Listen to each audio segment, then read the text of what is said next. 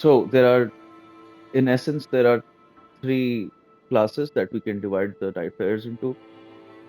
Um, One of them is the tank class, which has to take aggro from the enemies, and in this class, I consider it to be Wilder, Guardian, uh, Raider, and Executor, right?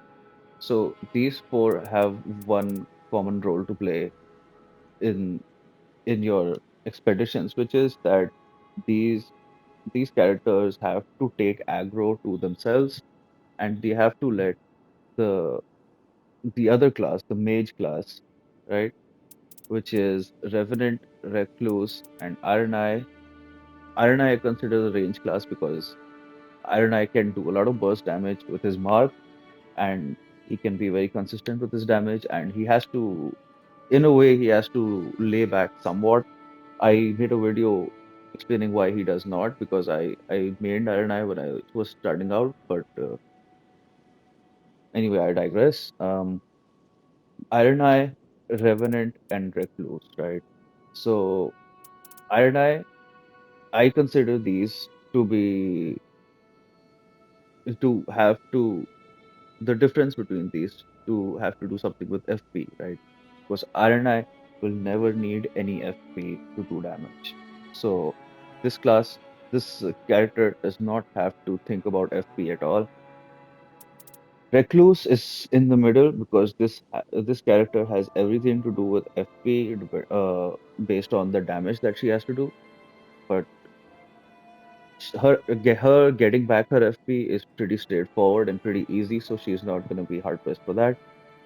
Revenant, on the other hand, Revenant is amazing as just a faith class, but just a faith character. But because her FP does not come back, she has to. That's the basic. That's what you're gonna have the mindset around when you're doing that expedition. That to get FP back, you have to do. You're gonna be looking for those FP rewards and those FP relics, right? That give you back FP or they replenish FP, and you have to look out for starlight shards. So needs to manage FP a ton, can balance FP really easily, and does not need FP at all, right? So these three characters are like that, and the tanks have to take aggro while Iron Eye, Revenant, and Recluse do their damage from behind. And within the tanks, I think that Wilder is going to be the safest option because of his passive ability, Sixth Sense, and that's gonna give you one chance to make that pop before you back down from that fight. And that's a really good way as a tank to assess the damage that you're going to be taking. And the uh, Wilder, Wilder, besides this, is really good as like a just straight up damage dealer. He has proficiency with great swords, and he has his ultimate onslaught stake, which is really good for doing damage in the moment, like uh, a huge chunk of damage in one moment. So Wilder is pretty good for this, but Wilder is not like the strongest tank in the game. The strongest tank is Guardian and Raider. I would think that these two are equally good at being the tank because Guardian has more health. Guardian has an S in HP, so Guardian has more health than any other character in the game.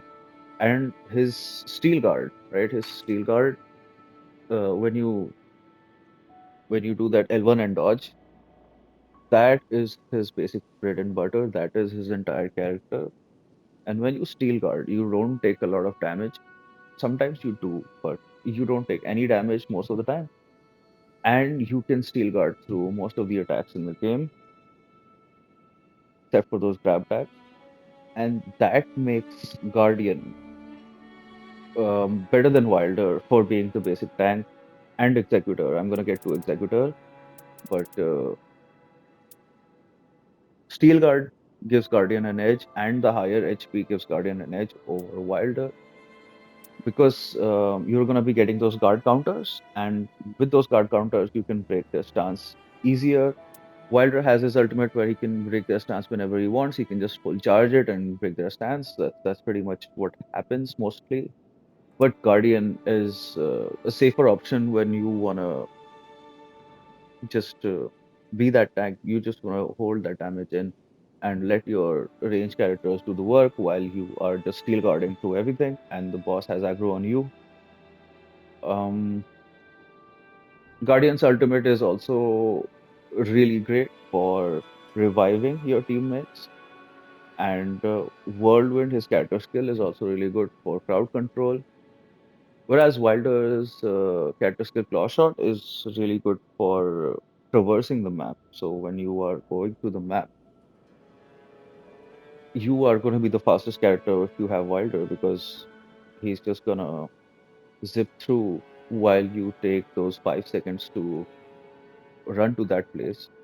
He's gonna zip through in 1 second, and that's the advantage that Wilder has. So Wilder can be faster than any other Nightfarer in the game, and that's his thing. And Guardian can just neglect damage all day. Raider is just as strong as Guardian, I think, because Raider has Retaliate and Totem Stella, whatever the totem, let's call it the totem, and Raider has Retaliate, which negates damage and gives him a counter attack. The totem is also an instance where you don't take damage and you to knock back to the enemies most of the time. And Fighter's Resolve, this is just like a passive that gives you Dark Souls 1 poise. So this character has Dark Souls 1 poise. His skill is like a parry that does a lot of stance damage. And his ultimate is like an NFU that does a lot of stance damage. So this character is all about stance damage. And his colossal weapon, if you have two of them, if you have one of them, you're two-handing, does not matter. You just have to press R1 and well, if you have two, then you press L1. But you know what I mean. Like you just have to press R1. You just have to go through your basic chain, and you're gonna be getting those staggers very consistently, even more consistently than Guardian, even more consistently than Wilder. So Raider is, if not the easiest character, is one of the best tanks. He is the easiest character by far. Just a good time when you're playing Raider. Just straightforward, no BS. Just don't think about it, right? Um, Executor I consider also to be in this category because his main importance in the group is to take that aggro, right? When he is taking that aggro, he can parry through everything. He can get those weapon arts for the Suncatcher that does damage, not a lot, but it will do a consistent amount of damage over time. That's going to stack up, but you have to negate damage most of all. That's the thing. That's the character's thing. So when you press L1, I think if you are Executor and you play him right, you are even safer than Guardian when you're doing that L1 parry, that Sekiro parry.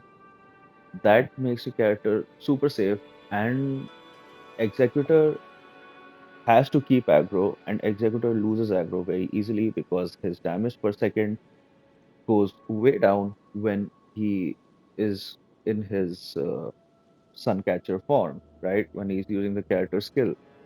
So that katana does not bleed and does not do anything else. Actually, it does do stance damage, but you're better off using your normal katana while you have to deal damage, and you're better off switching to the Suncatcher form when you have to take damage. So that's the beauty of this character. So you have to balance that, and once the boss loses aggro off of you, you have to switch your katana back, do a lot of damage. Maybe you have two katanas in that moment, do some bleed damage, do whatever, and then when their aggro is back on you, then you can keep dodging, or you can go back into your Suncatcher form. And when you're in that case, you're like the most invulnerable thing in the game, right? Because nothing's gonna, if you can parry it right, nothing's gonna touch you. So his ultimate is like when you were need that damage per second to go way up, and you just have to do a lot of damage or mow down groups of enemies in front of you, then his ultimate is really good. Otherwise, when you're in like the Night Lord fight, if you're fighting like the old star, it's pretty easy with Executor. So that's the role of this character. So as a tank, Executor is not the best, but he can be the best if you play him right, if you know how to parry, if you know how to switch parry, and yeah, just have fun with it. And you can manage switching between the stances so that you can keep your DPS right on there. That's where it's at, right? So Executor is a tank, can be a really good character if you play him right, if you know how to play him, and in your expedition, when you're going through the expedition, if you're a wilder, guardian, raider, or executor, you have to essentially tank for recluse, revenant, and arena. That's gonna be your basic role. That you have to take aggro and keep that aggro on the boss. It's gonna take a long time to defeat. You have to just be in their face and keep taking that aggro as guardian, as raider, as executor. That's what you're gonna do. While recluse, revenant, and RNI are gonna do their damage from afar, from behind, whatever. And that leaves us with one more role play in the game, and that one role is only done by one character, just Duchess. Duchess has her own role. I like to call it DPS or damage per second. That's the role that this character has because of the character skill, restage. Now, because of restage, because she has restage, she does not have the role of a tank, although she can be in the face of the boss and restage the damage that's being done, whether you did it or someone else did it. Your role is to just multiply that damage over time, just adding up to a lot of damage that your team does because you were there. And with her skill, plays back the 3 seconds that just happened for the boss. And in addition to taking damage after her restage procs, they take the damage in those 3 seconds that they took as well. So that goes from 50 to 75. That goes from 100 to 150, 100 to 150%. So her role is to just getting that 150% damage off as much as she can, as many times as she can, and she has to look for those perfect moments where that restage is gonna make a lot of difference, right? A Duchess who doesn't restage is a bad teammate. A Duchess who doesn't switch between her roles as a range and a tank. A Duchess who can't play a tank when her team is range. A Duchess who can't play range when her team is tank is a bad player. I am sorry. So Duchess is the most complicated character to play as a role, and Duchess is in a league of her own when it comes to roles in the first place. So her role is to multiply damage. Iron Eye, Revenant, and Recluse have the role of dealing damage, dealing high damage consistently, and Executor, Raider, Guardian, and Wilder have the role of taking the bosses or the target's damage head on, dodging or blocking or just attacking through or Sekiro parrying. Whatever floats your boat, you have to you have to do this role with these characters. That's the thing. Now, team composition, when I talk about team composition, doesn't really matter, but in one case it does. Now, let me walk you through it. Um, a team can be three tanks. So, Wilder, Guardian, Raider, or Guardian, Guardian, Guardian, Wilder, Wilder, Wilder, Executor, Wilder, Guardian. Three tanks can be great. Um, if your team has one Wilder, one Duchess, one Recluse, right? Or one Raider, one Revenant, one Duchess. So all three different roles are being carried out.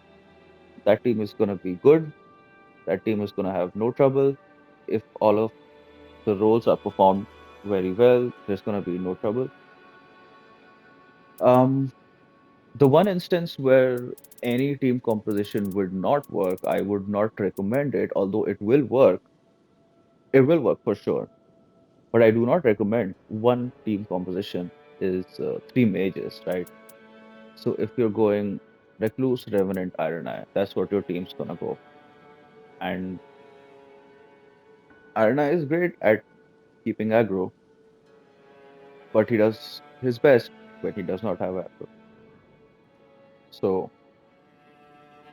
if your team's going for Recluse, Recluse, Recluse, all the best, man. And if it's like Recluse, Revenant, Iron Eye, you better you better change out one of these for a Duchess or a tank. That's what I suggest. Don't go three mages. Don't go three long range damage. I mean, don't go. Don't have a team with the range class entirely.